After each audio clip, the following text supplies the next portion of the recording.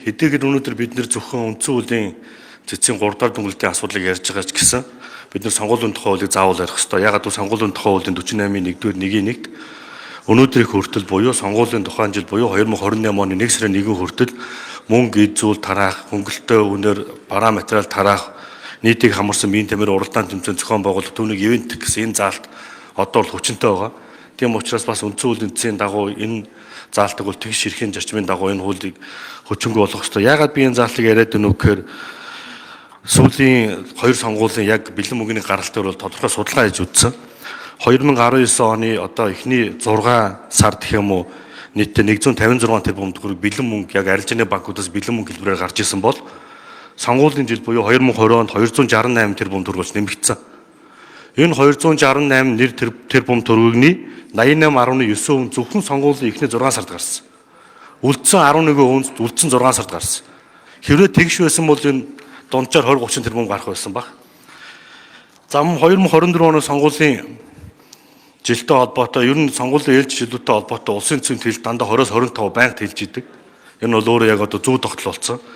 Гэтэл 2024 оны эхний 6 сард 2024 он нийтдээ 302 тэрбум төгрөг бэлэн мөнгө хэлбэрээр арилжааны банкудаас гарсан бол эхний 6 сард 284 тэрбум төгрөг буюу нийт бэлэн мөнгөний гаралтын 94.3% зөвхөн сонгуулийн саруудад буюу 7 сарын 1 хүртэл гарсан байна. Тэгэхээр энэ бол аливаа сонгуул өөрөө хэд их мөнгнөөс хамааралтай ийм сонгуул болсон байгааг илтгэж байгаа нь тоо баримтууд. Тэр би түрүү 17 оны улс төрийн намуудын санхүүжилтийн тухай ярихад бол энэ тоонуудыг тухайд Монгол банкнаас яг арилжааны банкудаас хэдийн хэмжээний төгрөг тухайн сонгуулийн жил бэлэн гарч ийнэ гэдэг. Энд бол гадаад валютын тухай огт дурддаг. Энэ зөвхөн үндэсний мөнгөнд төвлөрсөн мөнгөнд дэвсгэртээр. Гэтэл 2020 онд сонгуулийн жил буюу эхний 6 сар гарсан нийт мөнгөнд тэмдэгт өөрөө тухайн жилийнхээ бэлэн гарсан мөнгөний 88.9% эзэлж байна гэдэг бол энэ бол сонгуул зориулсан мөнгө шүү. 2024 онд 302 тэрбум төгрөг гарсны 288 тэрбум төгрөг зөвхөн сонгуулийн сарууд гарсан энэ бас сонгуул зориулсан мөнгө. Тийм учраас бидний сонгуулийн тухай хуулийн 48-ийн 1-1 буюу одоо хүртэл хүчин төгөлдөр байгаа бэлэн мөнгө тараах, эд зүйл тараах, хөнгөлөлтөө өнөр арга хэмжээ зохион байгуулах, гадаад дотоод аялуулах, урлагийн наадам түүнийг ивент гэсэн энэ заалтуудыг давхар өргөх ёстой. Би дахиад хэлье. Сонгуулийн жил нийт гардаг бэлэн мөнгөний эхний 6 сард нийтдээ 88.9-өөс 94% гардаг гэсэн. Үлдсэн 6% нь үлдсэн 6 сард хуваагдж гардаг бол энэ бүгдээрээ сонгуул зориулсан мөнгө учраас бид нар улс төрийн намын санхүүжилтийг ил тодруулах ёстой. Сонгуулийн хандуудыг бас мөн ил тодруулах ёстой. Улс төрийн намууд санхүүжилт авах хэрэгтэйч компаниас хандуу авч байгаа бас нэг талаас лог гэж орчимгүй. Хувь хүн тухайн нэр дэвшигчид тухайн нам тандуу өгч болно. Энэ бол тухайн хүний хувийн үзэл бодол.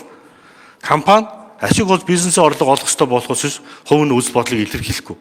Тийм учраас бид энэ цаашдаа улс төрийн намын сонгуулийн тухай бол улс төрийн намын санхүүжилт энэ бэлэн мөнгөний хандуу гаргалт дээр бас юм тодорхой хэмжээний заалтуудыг заавал оруулж өгөх хэрэгтэй. Ингэж бид нар шудраг сонгуул ярина. Ингэж бид нар тэгш хэрэг ярина. Ингэж бид нар сонгуулийн үр дүн хөлөөж зүрх юм хөл рүү орно. Тэгвэл бүгдээрээ ярьдаг. Маш их мөнгө гарч ийн, маш их сонгуул гарч ийн. Тэглүү яах юм чинь нийт 302 тэрбум төгрөг 288 тэрбум төгрөг зөвхөн сонгуулийн сарууд гар бэлэн мөнгөөр гараа явчихаар бид нар энийг ямар шудраг сонгуул болсон гэж үзэх юм бэ? Тэгэхээр та бүхэн энэ дээрээс анхаараарай. Энэ дээр би дахиад хэлье. Энэ бол зөвхөн үндэсний мөнгөнд тэмдэгт буюу төгрөгөөр гарсан тооцоо шүү. Валютын тооцоо энэ дээр байхгүй байгаа. Валютын тооцоогоос удахгүй та бүхэнд гарч танилцуулнаа. Баярлалаа.